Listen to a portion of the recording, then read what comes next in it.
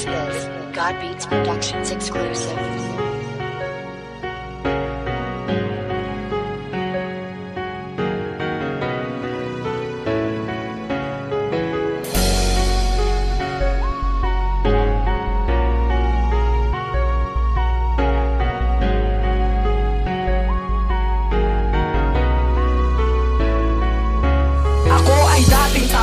At palaging laman ng lansangan, walang ibang ginawa kundi ang makipagbatuan. At kapag may napadaan at hindi ko to napusuan, babanatan ko agad kahit wala siyang kasalanan. Ganon pa ako kaastig, pero ng puso ko ay pumintig sa isang taong nagtutuwid kapag ako'y tagilid. Napaisip ako bigla, ano kaya papel niya sa buhay ko? Siya na kaya ang magsisilbing daan patungo sa pagbabago ko? Kung ako nagkamali sa aking mga palaisipan, kasi lagi siya nandyan at madalas niya akong harangan. Sa tuwing mali, sa paningin niya ang ginagawa ko, sasabihan niya, tama na yan, pakinggan mo naman ako.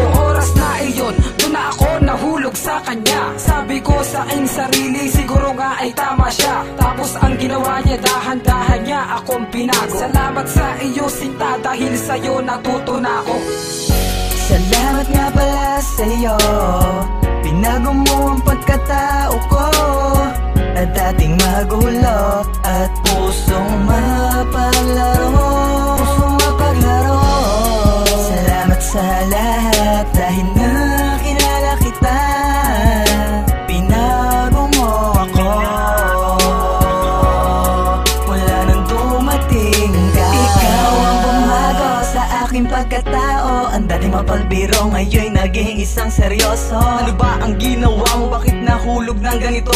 Dating manluloko, biglang naging tapat at totoo. Pagkat sa'yo lang ako nakadama ng pagmamahal na di ko makamtan sa iba. At sa lahat ng babae, ikaw ay kakaiba. Kaya't sa'yo na ako, di na huling maghahanap pa ng iba.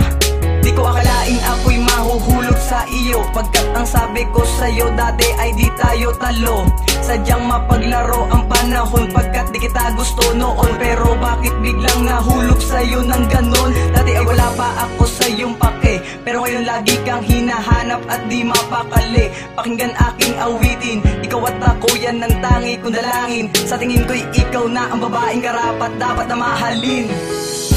Salamat nga pala sa'yo, binago mo ang pagkatao ko. At dating magulo at pusong mapaglaro, Salamat sa lahat dahil nakilala kita.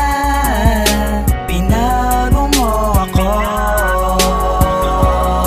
mula nang dumating ka. Mula sa aking pagiging tambay hanggang sa aking pagtanda, ikaw ang siyang dahilan kung bakit nakilala ng madla ang pagkatao ko. At eto ako ngayon na isabihin na salamat sa lahat dahil ikaw ay napasakin. At siguro kung wala ka ngayon sa tabi ko, magiging tambay na forever, labas-masok na preso. Pero dahil sa iyo nabawasan ng bisyo ko, salamat din natutong magmahal ang puso kong ito. Ano nga bang meron ka at nalinis mo ang pagkatao ko? Natutong magdasal at hindi natambay sa kanto. Ang dating intensyon ko lamang ay lokohin ka, pero ngayon hindi nakakayanin kung mawawala ka. Sa huling talata ng awiting aking isinulat, nais kong parating taos pusong pasasalamat. Nagmula ito sa puso at hindi to rasyonal. Ikaw na nga ang aking nais makasama sa altar.